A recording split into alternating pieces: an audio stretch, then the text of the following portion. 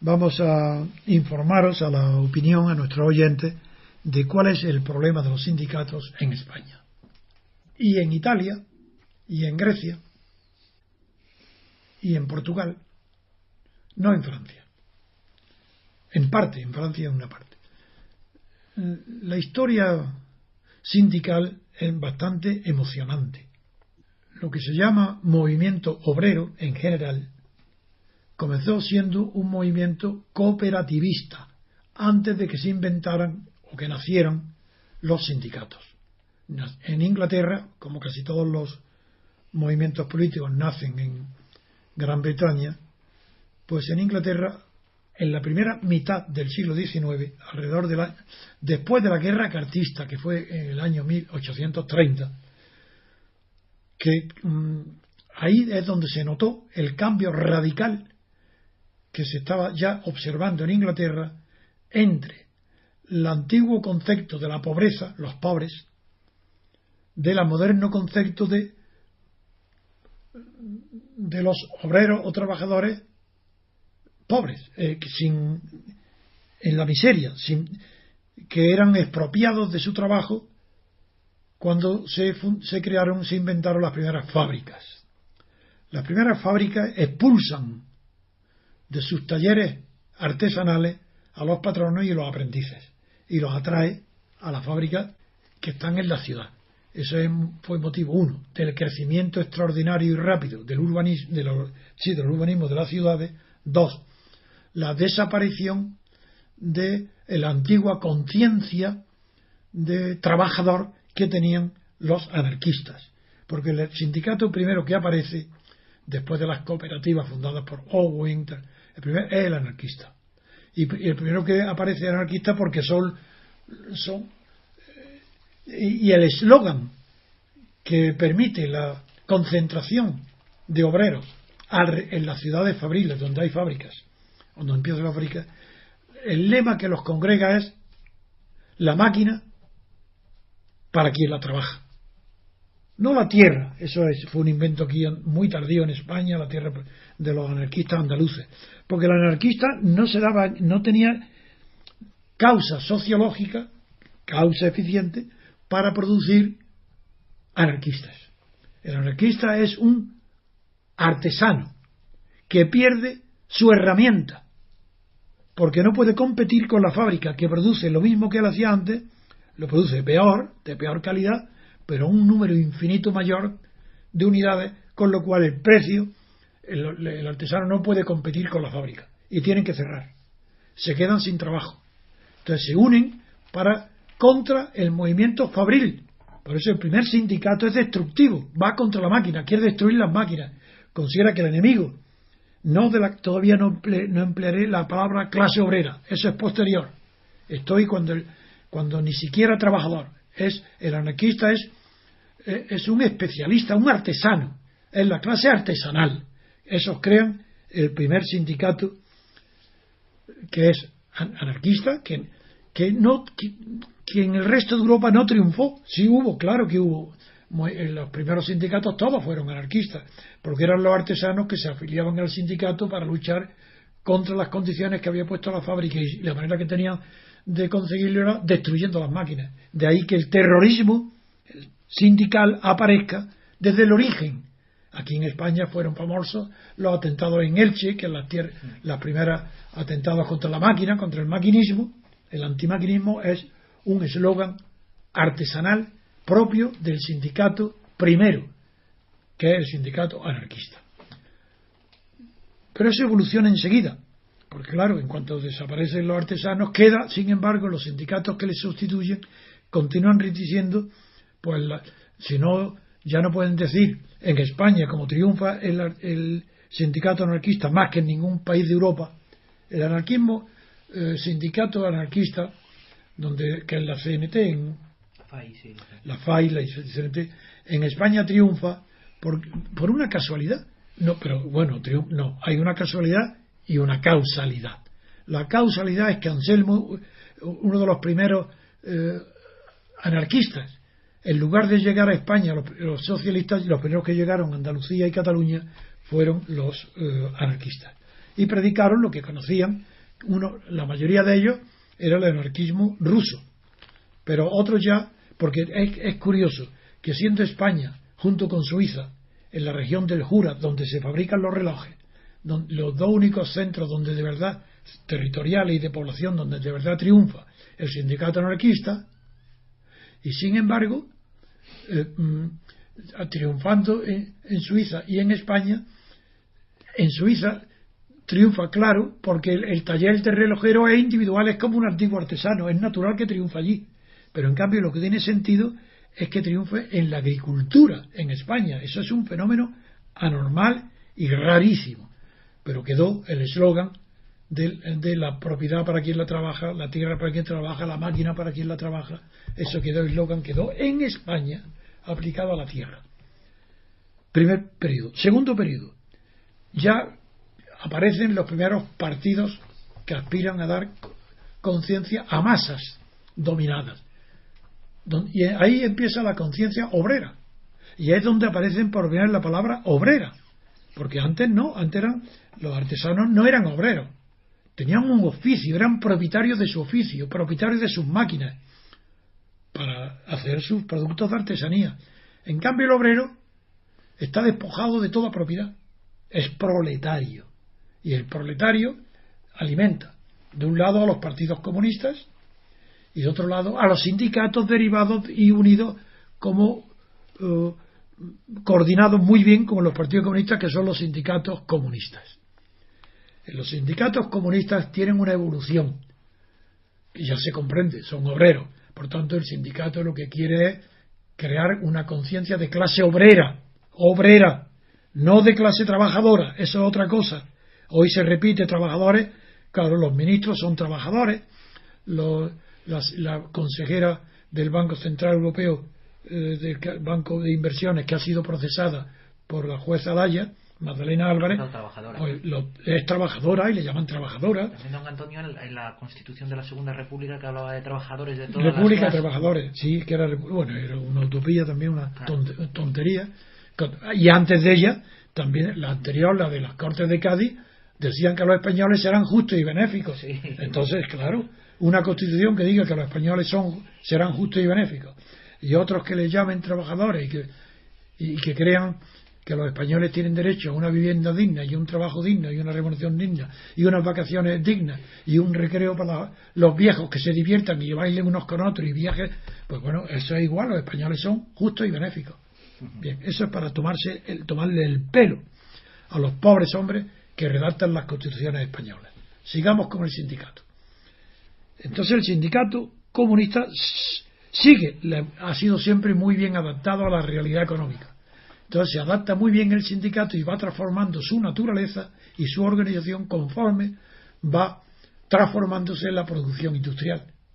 Entonces al principio los sindicatos no pueden ser nacionales porque no había al principio del siglo, en la segunda mitad del XIX, en las fábricas no hay fábricas nacionales, las fábricas son regionales, y entonces los sindicatos, para tener una fuerza nacional, tienen que organizarse por oficios. Entonces hay sindicatos de todos los sectores industriales y se organizan por oficios. Ahí ya sí se comprende cómo el obrero, ya al clasificarse por oficios, recibe como herencia la tradición de la artesanía en los nombres. Entonces ya empieza a hablarse ahí de trabajador, porque en el oficio, claro, ya no son artesanos, pero tampoco son peones del campo ni son obreros de la fábrica. Los gremios. Claro, los gremios. Y entonces el sindicato comunista evoluciona a la par que va triunfando, va agrandándose la masa proletaria politizada. Pero esa evolución termina antes de comenzar después de la Segunda Guerra Mundial, nada más que terminada, ya se ve que es obsoleta la organización de los sindicatos comunistas por ramas de oficio, porque empiezan las grandes empresas. Y por ejemplo, tomamos por ejemplo la fábrica de automóviles. Un automóvil, ya como un sindicato por oficio no puede hacer nada ante una empresa de automóviles, porque dentro del automóvil hay oficio de pintura, hay oficio de chapista, hay de metalurgia, hay de electricidad, hay de todo. Entonces tiene que aparecer, y va apareciendo poco a poco, el sindicato de empresa, que es el más moderno y el actual. En esa evolución, el sindicato ha ido perdiendo afiliados a medida que se iba transformando. Es decir, hay que comprender la evolución del sindicato para saber las causas por las que deja de tener interés. ¿Para quién? Para lo que el Partido Comunista denomina clase obrera. Cuando pasa del sindicato de oficio, que hay un gremio muy fuerte de clase, tienen sentimiento de clase en los oficios, porque lo une no solo la condición obrera, sino la especialidad obrera, que sustituye a la antigua especialidad artesana. Por esa razón hay muchos afiliados. Y la proporción de el triunfo en las huelgas depende del número de afiliados, porque la huelga no tiene sentido desde el momento en que, uno, haya regulación de servicios mínimos, a no ser que estos sean tan graves y tan perjudiciales para los huelguistas que ellos mismos, por su propio porvenir, no lo hagan. Por ejemplo, altos hornos. Si en los altos hornos no se hubiera unos servicios mínimos que mantengan encendidos los hornos, la ruina es total. Después y entonces eso, como va en contra del interés de los obreros, pues está bien que haya unos servicios mínimos. Pero estos tienen que ser tan estrictos, tan mínimos, que el obrero piense que puede triunfar si tiene una caja de resistencia para aguantar el desafío, los envites de unos patronos que ponen sueldos muy bajos, o que no tienen calefacción, o que emplean a niños, o que no respetan las normas más elementales para mantener la vida, porque ya no es que, como decía Ricardo con la ley de beneficios, y Carlos Marx lo toma de ahí, ya no es que el capital alimenta al obrero justamente en la medida que necesita la reproducción de la mano de obra, para que tenga hijos que vuelvan a ser obreros como su padre. Ya no es eso. Es que el obrero tiene que estar justificando en cada momento que su existencia depende de su fuerza, porque ha aprendido lo que es la lucha política. Antes él estaba fuera de ella, porque la política era una cuestión de clases privilegiadas. Pero cuando a través de los partidos y los sindicatos se da cuenta que él afecta, el obrero ya tiene que luchar por otros medios para poder triunfar en sus reivindicaciones parciales, pequeñas. Pero desde el momento, ahora voy ya hoy, desde el momento en que se transforma por completo la condición sindical, que es cuando el Estado paga a los sindicatos, se acabó el sindicalismo. Ya no hay sindicatos. Es decir, si en España hay un 15%, es de extrañarse. ¡Qué locura! ¡Qué imbéciles! ¿Cómo puede haber 15% de idiotas en España, obreros que se afilian al sindicato? Pero si el sindicato es un instrumento del Estado y de la patronal, si son vuestros enemigos, son los traidores, si son los corruptos, ¿pero qué hacéis en los sindicatos? Entonces no es de extrañar que las estadísticas digan que solamente en España se afilia el 15%. Veamos ahora cuáles son. He hecho un resumen rápido para que comprendan los que me oyen cómo hay unas causas muy superiores a la voluntad de la generación actual para que los sindicatos hayan llegado a ser inútiles. Si Pedro me lee la proporción de personas que abandonan los sindicatos, es tremenda. Dice, por ejemplo, creo que una cuarta parte dice que se van porque son inútiles, pero es que hay otro 13%, que por ahí lo dice también, que se van. Sí, para otro 13% que abandonó los sindicatos dice que lo dejó porque dejó de ser importante. Dejó de ser importante. Y hay otro 3% más que también dice que lo deja.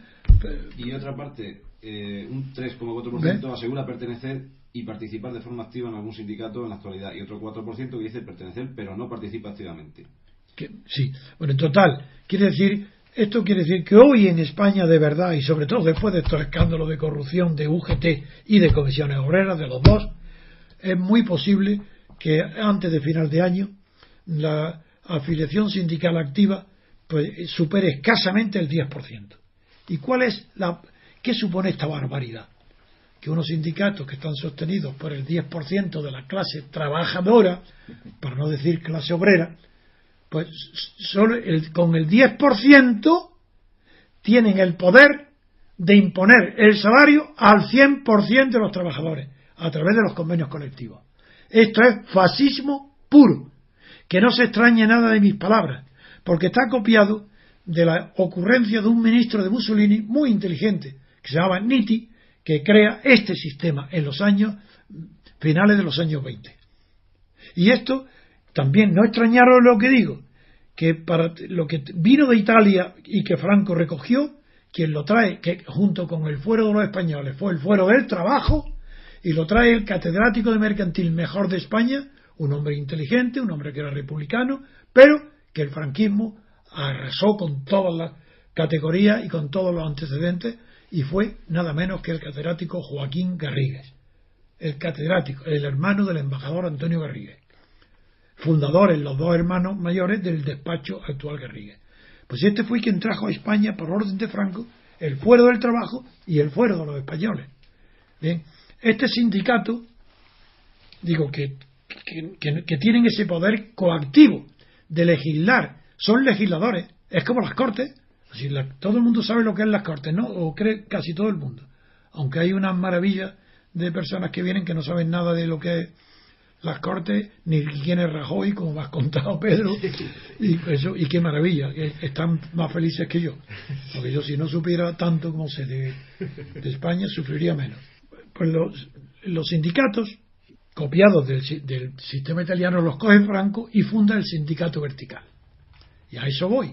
Antes dije que las huelgas, los servicios mínimos, o eran mínimos de verdad, o las huelgas son falsas, porque Franco, bajo Franco, el sindicato era vertical, y claro que había huelgas dirigidas por Franco, por el Estado. Cuando digo Franco, era un brazo, Solís, que era el más famoso de todos, y Girón, hacían lo que querían con el sindicato vertical, eran ellos, solo que al final del franquismo, Comisiones Obreras, Marcelino Camacho, junto con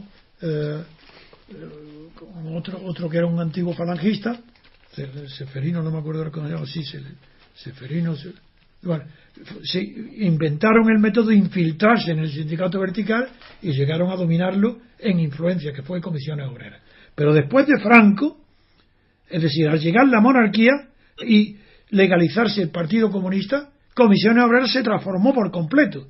Ya no luchaba como cuando estaba en Comisiones Obreras por un sindicato unitario, que es un ideal maravilloso, porque sindicato unitario quiere decir que no es único.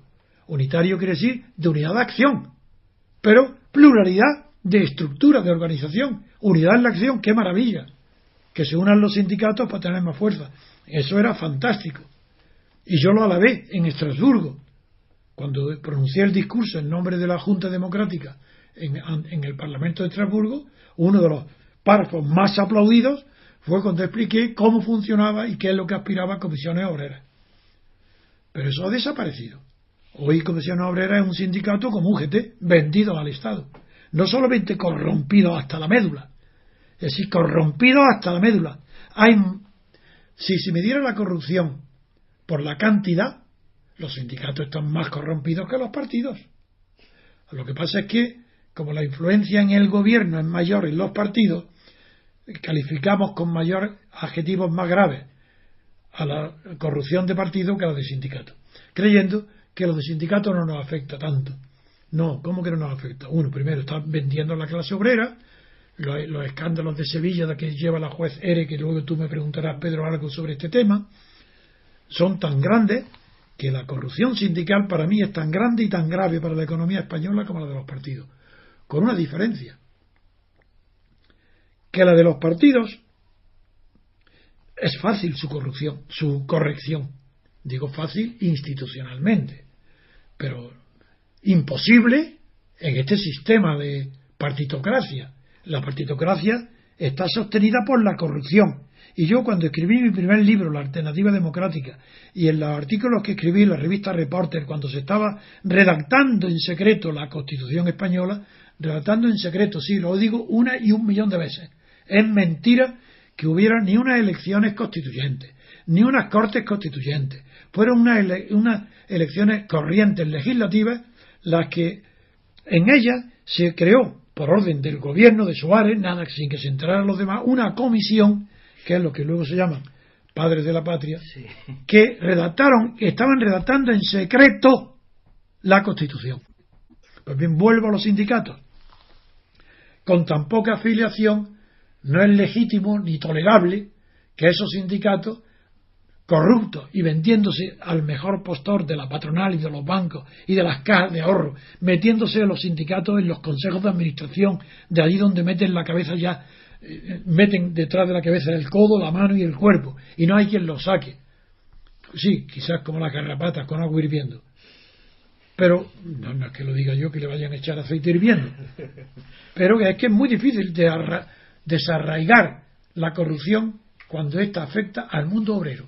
Porque antes el anarquismo es un ejemplo obrero de honradez, de dignidad, de orgullo, de estabilidad, porque el honor estaba en esa clase obrera que era incapaz de corromperse. Un anarquista era un ideal de vida, solo que es una utopía. Ojalá, si fuéramos ángeles, si no fuéramos por naturaleza, fuéramos corrompidos, no tuviéramos tendencia a la corrupción, si no fuéramos ángeles caídos, yo no soy religioso, pero utilizo la metáfora. Entonces, el ideal sería ser anarquista, yo sería anarquista. Si la naturaleza humana permitiera pensar que los hombres son buenos y que todo se puede acordar mediante consenso, lo que llamo ahora, yo sería anarquista, porque nunca se ha ideado nada más humano, más bondadoso, más noble, más idealista que el anarquismo, que es la ayuda mutua, el mutualismo, el que se socorre uno a otro, pero no por caridad, sino por igualdad. Pues bien, eso ha desaparecido por completo. Eso ya no hay, en estos sindicatos no hay rastro alguno de altruismo.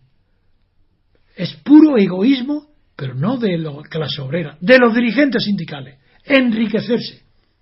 Y la diferencia con los partidos es que no sé la proporción de opacidad en la corrupción, pero en los partidos se puede suponer que cada partido pues puede tener quizás un 10% corruptos dentro de cada partido.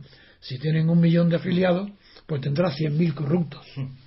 Pero en que el sindicato, con un 15% de afiliados, la corrupción no es el 10% con el partido, es que la corrupción alcanzará probablemente a un 30%, a un tercio o más. Este es el horror de los sindicatos, que deben desaparecer, no porque no sean necesarios, sino porque tendrán que crearse otro tipo de defensa del empleo más que del puesto de trabajo. Así, hoy el tema, cada vez que dicen las estadísticas, ha disminuido el paro, pero ha crecido el número de puestos de trabajo destruidos. Eso no hay quien lo entienda, salvo los economistas. Yo sí lo entiendo porque sé lo que significa.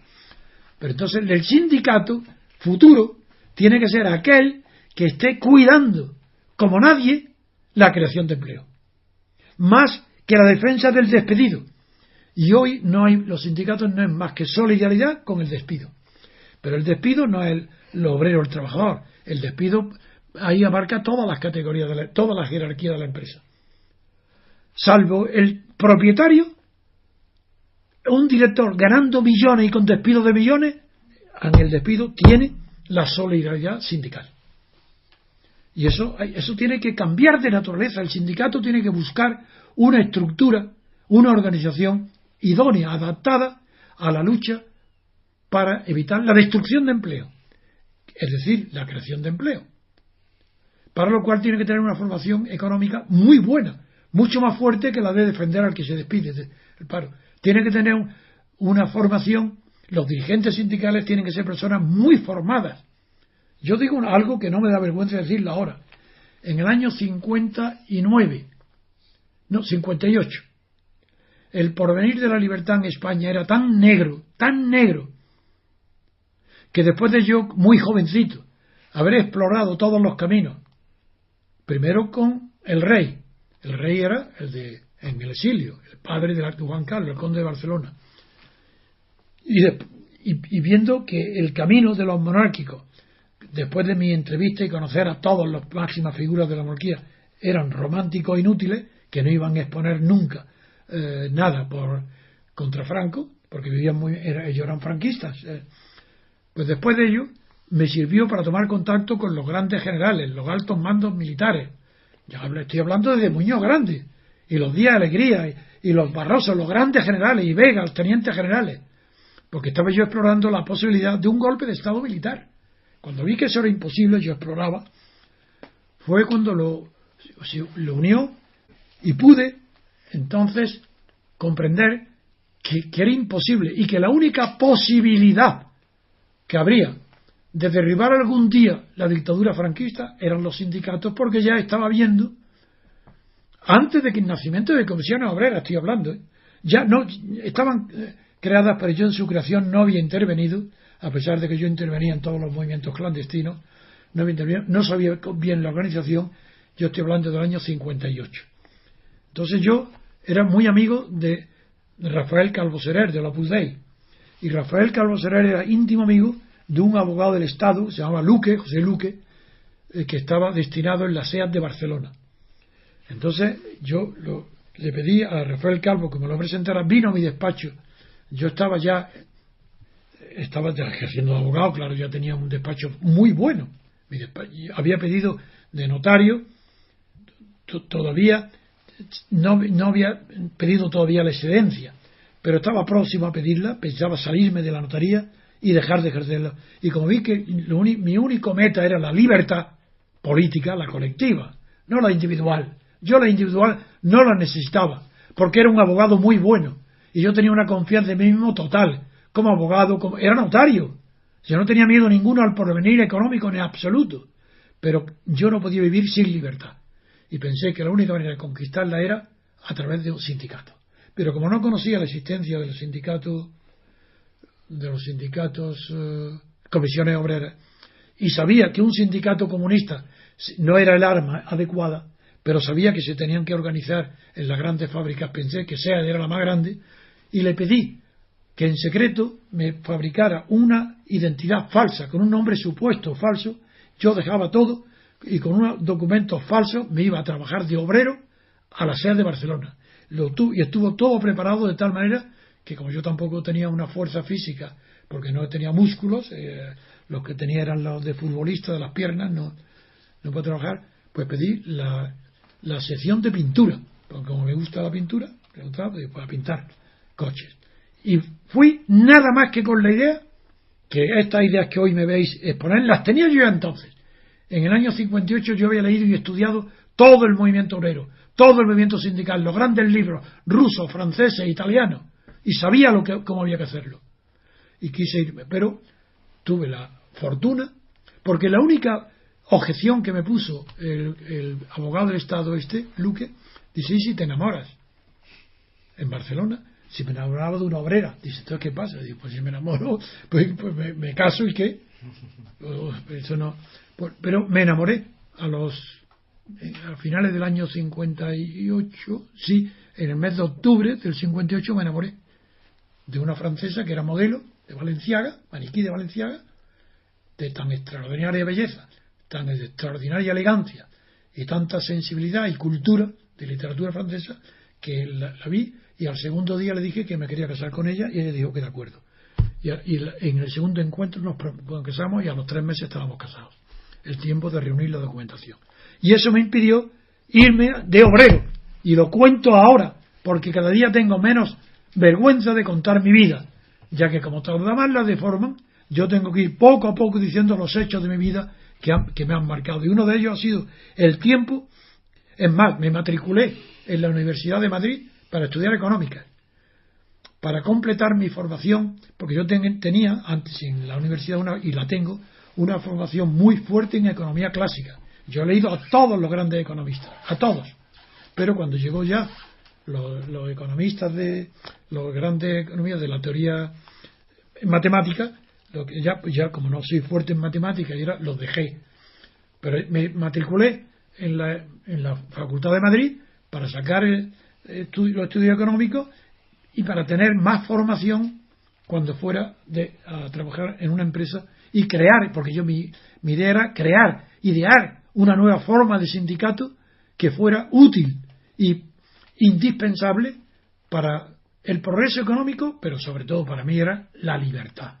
Yo quería una huelga obrera nacional para derribar a Franco porque no veía otra manera. Y esto digo, por esta razón tengo tanto conocimiento del sindicato. Y por eso hoy estoy indignado, es que para machacarlo, es que Cándido Méndez, primero con ese aire hipócritón, de gorila hipócrita, que dice que no sabía nada, que la gente lo toma por honesto, pero ¿cómo puede ser honesto el jefe de un sindicato que tiene corrompido a toda Andalucía, a todos los sindicatos? Eso es mentira, conocía todo. Que el vicesecretario de Andalucía, después de 20, 30 años de trabajar con él, uña y carne, ahora diga que hablaba, que Cándido Méndez conocía todo y que hablaba con él más que con su mujer. ¿Va a ser capaz de mentir ese hombre? No, señor, dice la verdad, porque si no, seríamos todos idiotas. Es verdad que la clase política y los periodistas y todos son idiotas, porque es que no se atreven a decir la verdad.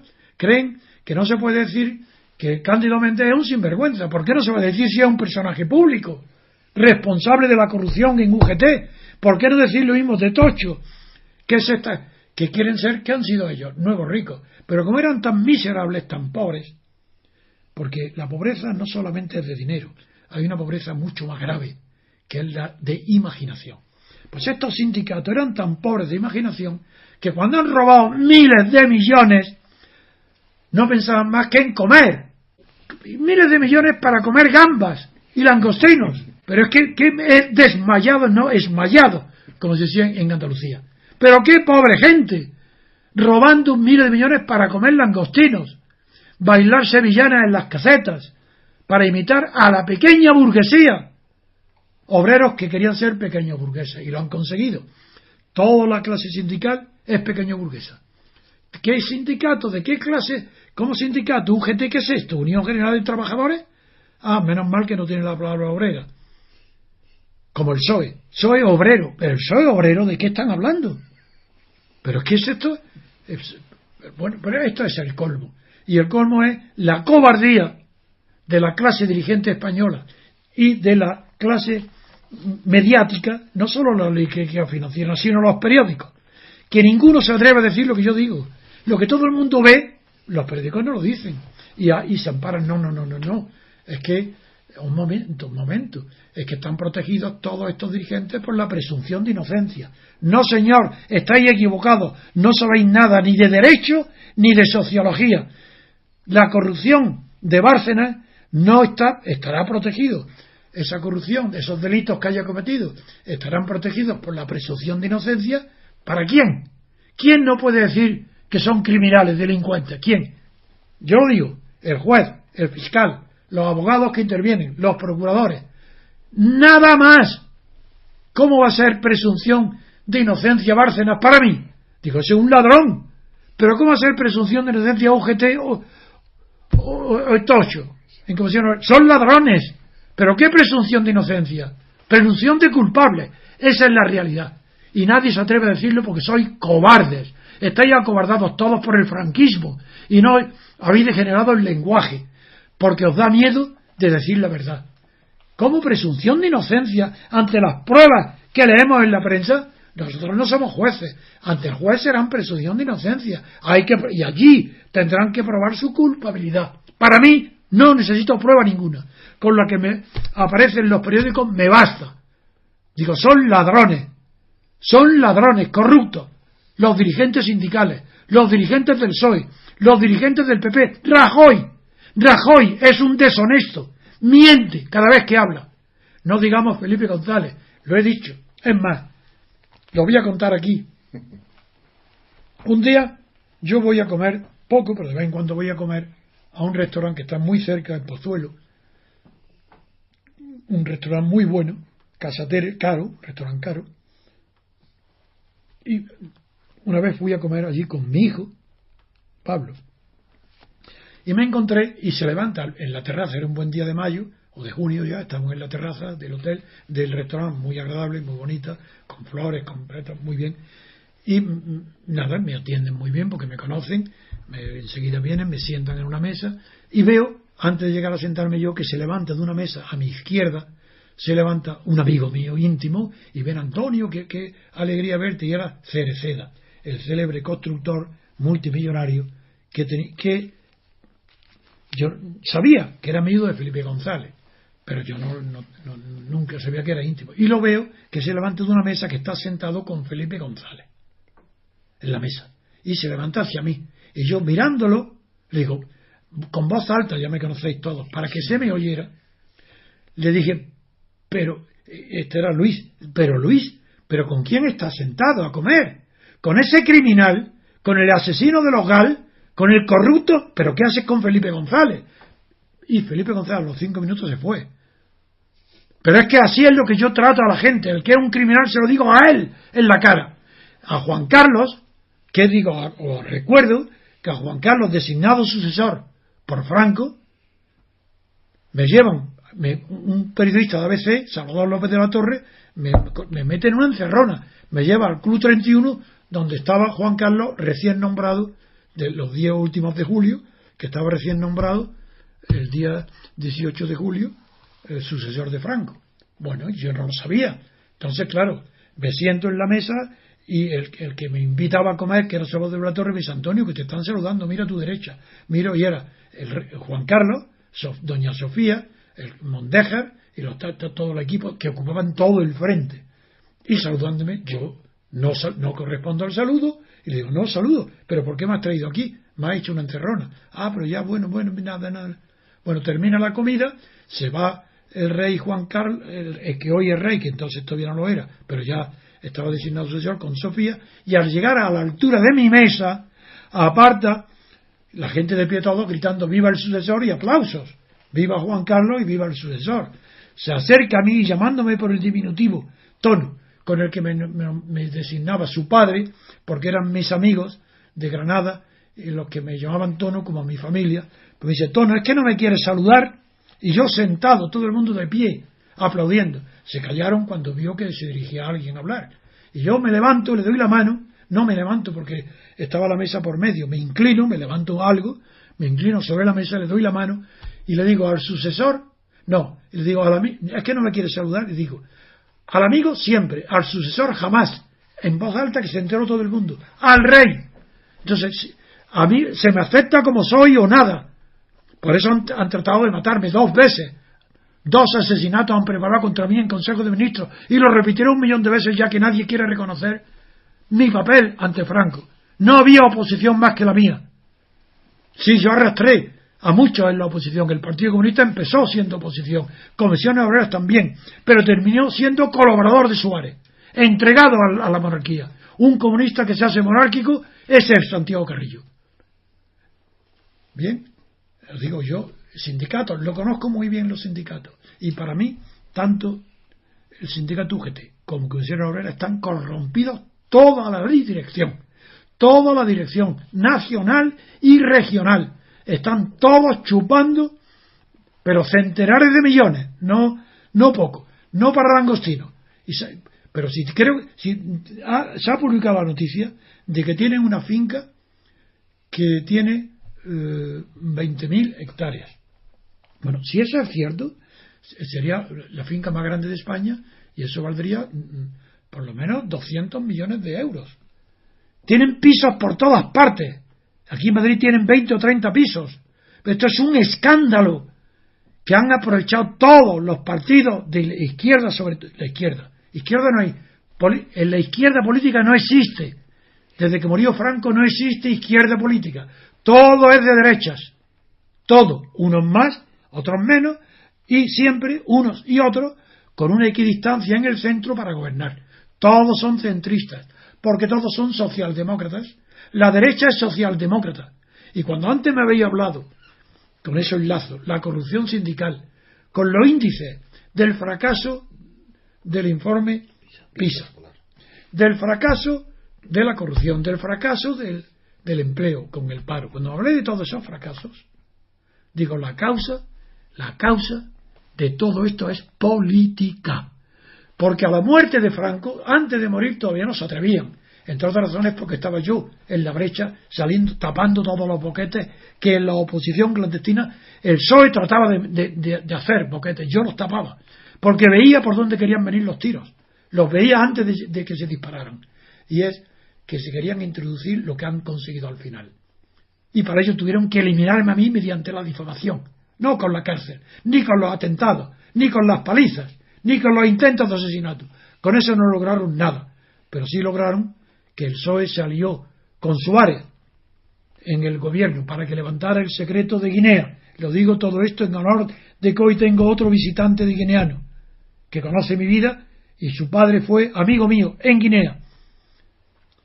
Pues se pone Felipe González y Fraga se ponen de acuerdo para acabar conmigo. Fraga me mete en la cárcel. Es inútil porque estoy a los 4 meses, el mismo día que Fraga cae, porque echan a Carlos Arias, ese mismo día, al día siguiente yo estoy en la calle, porque era preso de Fraga. Bien. No ha servido para nada, porque cuando yo salgo, se pone, como han reconocido los papeles de Wikileaks, salgo yo los 4 meses que estuve en Carabanchel, paralizada la oposición. No hubo un solo acto de oposición en España durante 4 meses, en aquel momento tan decisivo. Y dicen los papeles, el Departamento de Estado americano sí sabía mejor lo que estaba pasando aquí. Dice, la oposición era Trevijano, y por eso me denominaban en los papeles del Pentágono, del Trevijano Maverick, que significa héroe independiente, porque no pertenecía a ningún partido político. A pesar de que la difamación contra mí era continua. El jefe, después del general Calderón, que ya lo hemos nombrado aquí por el papel que tuvo en el 23F, coordinando las órdenes del rey para dar el golpe de Estado, el rey con el CSIC lo organizan y con el general Armada, pues este general Calderón escribe un libro junto con otro que escribió para difamar a Joaquín Garrigues y el segundo para quitarme a mí la influencia tan grande que yo tenía en la clandestinidad, en las clases dominadas, claro, diciendo que yo me había casado con la sobrina de Rothschild. Y digo, uy, qué pena que no fuera sido verdad. Fíjate qué maravilla. Y cuando mi mujer era modelo en Valenciaga, no tenía un sueldo de 3.000 pesetas ese día, no lo recuerdo, y dejó de trabajar en el acto. Pues esto, todo entero el organismo del Estado estaba en contra de que pudiera prosperar la oposición a Franco. Y por tanto, por eso yo, claro que fracasé. Pero mi fracaso político está unido al fracaso de la democracia. Para mí es un orgullo estar en el exilio interior junto con la libertad, junto con la democracia. Yo estoy exiliado ¿dónde?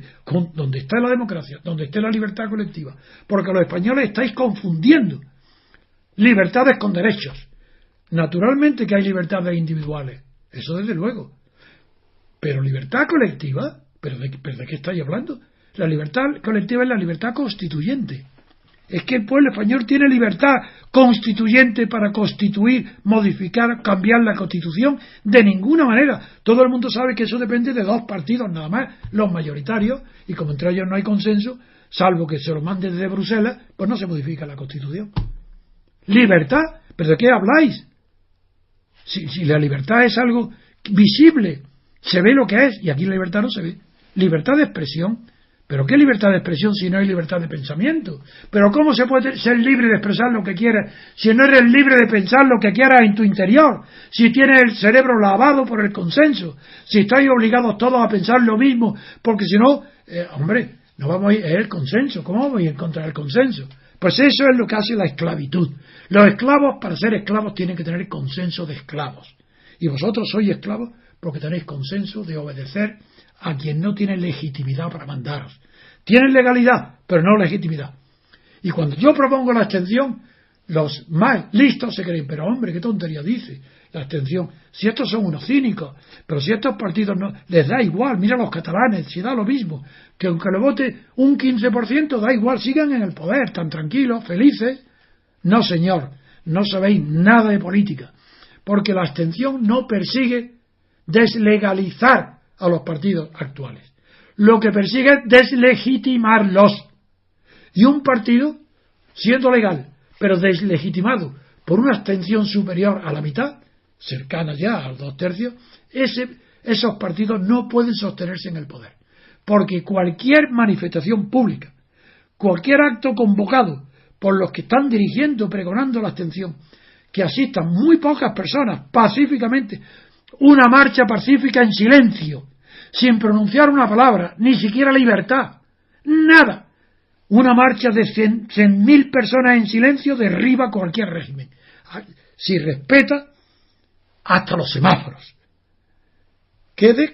Vamos, que llegue un poco de libertad y se enterarían los españoles de lo que es la libertad. Nada, los sindicatos es un instrumento contrario a la libertad, perjudicial para la clase obrera, para la clase trabajadora y para la clase de empleados. Para la clase sí, está el empleador y el empleado. Pues muy bien, la patronal, ¿qué es eso de la patronal? Financiada por el Estado, una patronal, pero habéis visto semejante juego infame. El Estado pagando a patronato y a sindicatos, y les paga a los dos, para que simulen huelgas, y uno se oponga a otro, y hagan la ficción de reunirse, pagando el Estado el mismo amo. Todo el mundo sirve a quien le paga. Pues bien, no solo los sindicatos sirven a su amo, que es el Estado, no solo la patronal sirve también al Estado, sino que los partidos son todos estatales, son órganos del Estado, enemigos de la sociedad civil, enemigos del que vota. Sí, enemigos del que vota, porque la democracia requiere dos requisitos. Uno es que el sistema democrático tiene que ser, antes que nada, la primera condición, representativo. ¿Pero representativo de qué? Porque aquí se llena la boca diciendo tenemos unos sindicatos representativos. ¿Sindicatos representativos de qué? ¿Del 15%? ¿Pero cómo puede ser sindicatos representativos de la clase obrera si hoy no estarán en más del 10%? Ah, no, son representativos, dicen, no, en las elecciones los partidos se presentan en listas y los votan y ya están. Como los votan, pues ya son representativos. No, señor. Para que alguien algo sea representativo, tiene que representar a los representados, a los que han votado. Y aquí, ¿a quién representan los diputados? A los partidos que hacen la lista, no a los que votan.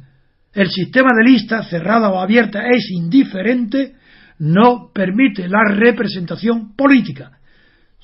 Lo que permite es la integración de las masas en los partidos estatales, es decir, el ideal de Franco, de Mussolini y de Hitler. Eso es lo que permite el sistema de listas. Lo diga quien lo diga, y nadie se atreverá a discutir conmigo esas verdades tan evidentes y tan grandes y que la historia ha demostrado su valor. Nada, no, sindicatos, sobra este sindicato, hay que crear otros sindicatos. Ahora no es el momento de decirlo. Con esto, perdonar que me haya extendido, pero es un motivo de mi vida.